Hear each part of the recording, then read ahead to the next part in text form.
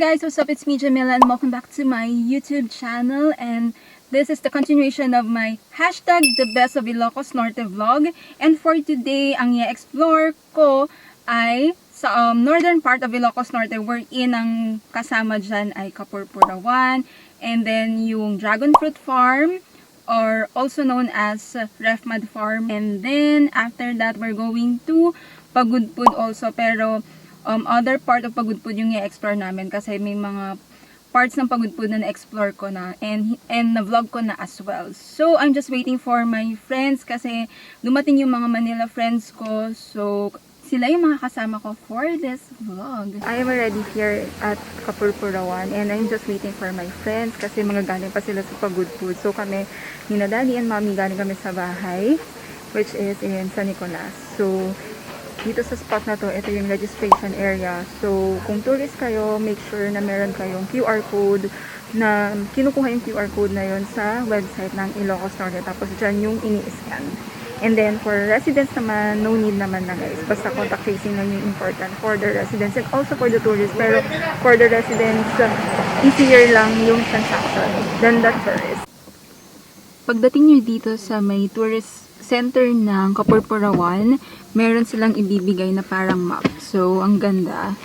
Talagang nag-improve na yung tourism ng Ilocos. So, andi dito lahat yung pwedeng puntahan dito sa Ilocos Norte. This is for free, guys. So, ang galing. Ganda din ng layout, in fairness.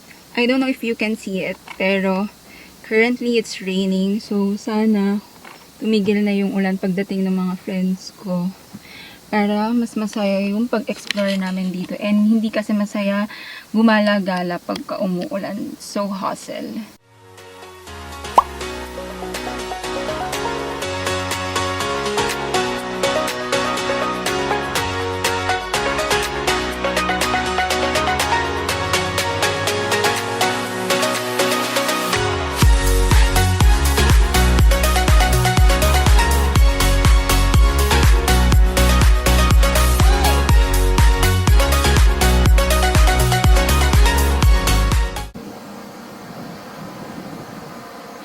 So, andito na kami sa spot we're in. Ito na yung pababa papunta sa may rock formation. And ito yung kaganapan ngayon. Nagkakagulo na sila.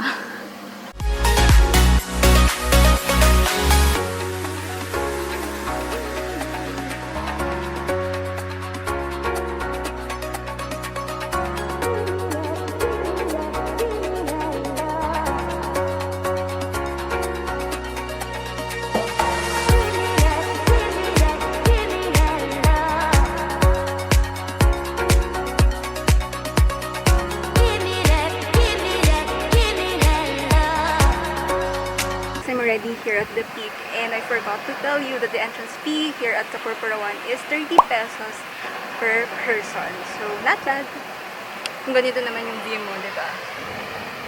So, yung peg ko, last na punta ko dito is like yung pictorial ng Legend of the Blue Sea. So, ang galing kasi ng tour guide. So, parang tour guide slash photographer na namin siya. Yun yung time na kasama ko yung mga fellow vloggers ko.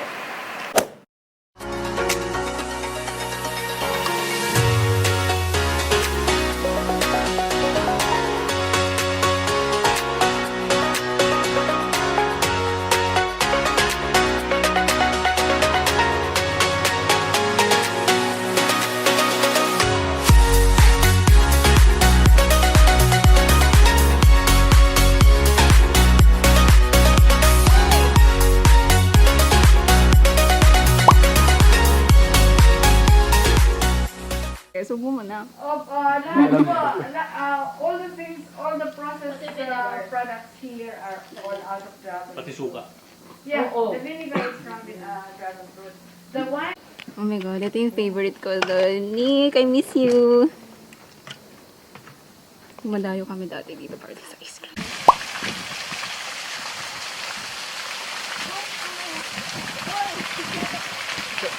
Punta tayo sa nursery muna. Sige, sa nursery.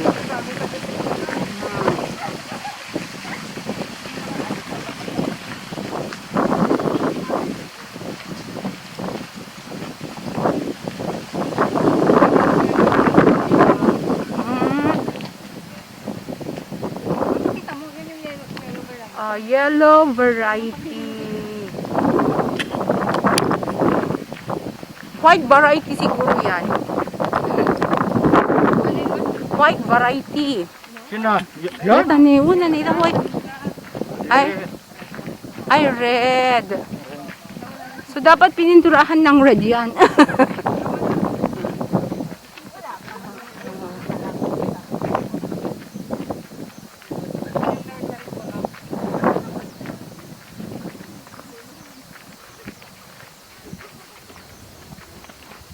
I-overtake mo. Oh, sige.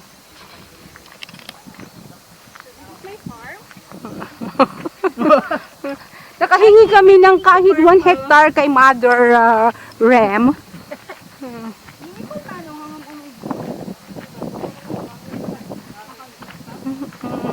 Ano dito? Mabulo? Ay, ganda.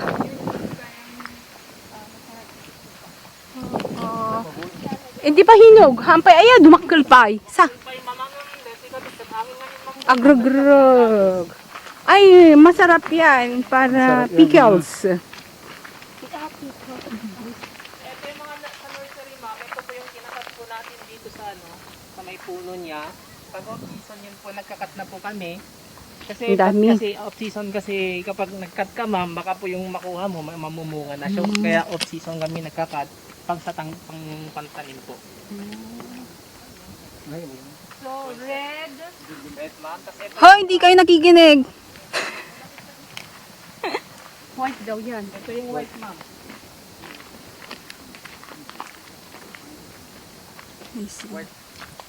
Paano siya nadidistinguish na white? Ito po ma'am, oh. Meron kayong makikita ang balig niya dito. Tapos yung ano niya, palikpik niya medyo paano. Concave. Oo. Tapos ikumpara mo po dito sa red, ma'am. Ganito po yung red. I see. Para po. siyang ganun. Okay. Tapos wala siyang balid po dito na Oo. padiretso. I see. Okay, okay. Yan ang pula. Yes sir. Pero may dalawang variety po nung red sir. Ito po yung Moroccan red at saka meron kaming red China.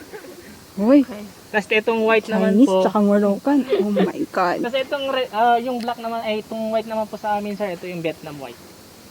Vietnamese. Anong season yung pagbulaklak niya? Kasi ang season sir, from May to November, depende kasi pag maaga po yung ulan, talagang mamumulaklak na po siya. Kasi minsan kasi, gaya ngayon, late yung mamumulaklak niya kasi ngayon lang umulan po. Kasi iba pa rin yung cancer eh. Ulan kaysa dilig po Sa na ganitong isa sir, gano'ng karami ang nagiging bunga. ano?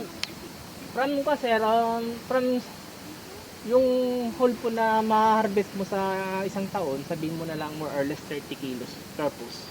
Purpose. Yes, Oh, okay. Kakayaman mo talaga, no? Kasi ang namin sir, every 2 weeks kasi. Every 2 weeks. Nice. Pero may naspatan ako doon. Ang cute ng cactus. Pag madami-dami yan, pwede siyang background for photo. Yeah. May nilokano mo ulit. Hindi ka naintindihan yun. Tagalogin mo! Sa balit na ang ngagak. Nabudutin ang ngag.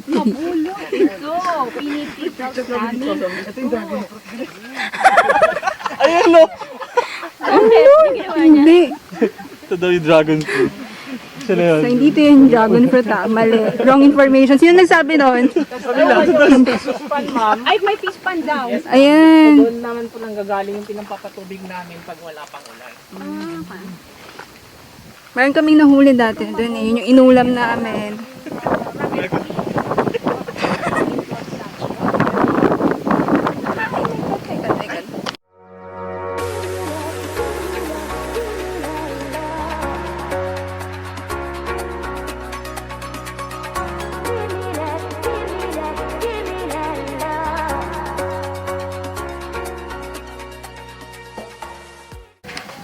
Since we are already hungry and it's already past 2, so dito na kami sa may Tabarneros Inn and Resto Bar kakain. And yung owner nito, friendly daddy, so they offer seafood. So umorder kami ng lobster and a lot of seafood.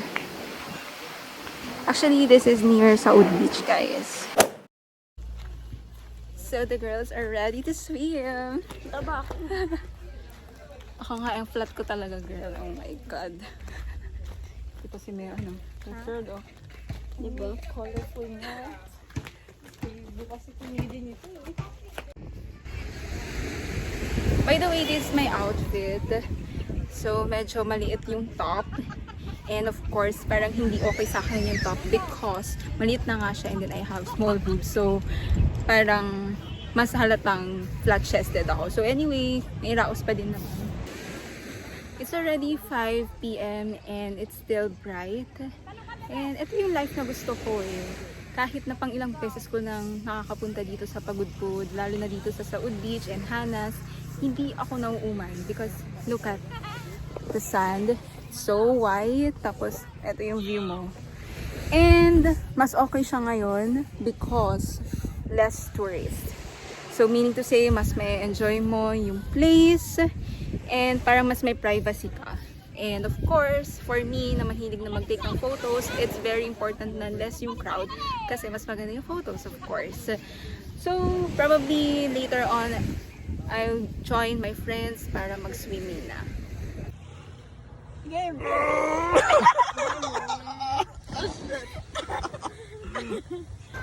So regarding naman sa pagstayan namin dito sa Pagudpud, so we chose to stay in a transient because we are on a tight budget. So buti na lang nakahanap kami ng magandang transient na mura pa. So inabil namin yung promo ni Micaela Angelo Transient House. So 6 kami and that's good for 3,250 per night. Tapos, pwede ka naman dito doon, may mga gamit na doon, naka-aircon din naman. Kaso nga lang, ang ayoko lang with this transient house is that walang wifi. May nakalagay doon sa description nila sa Facebook site and then even nung tinawagan ko sila, kinonfirm nila na merong wifi tapos pagdating namin, wala.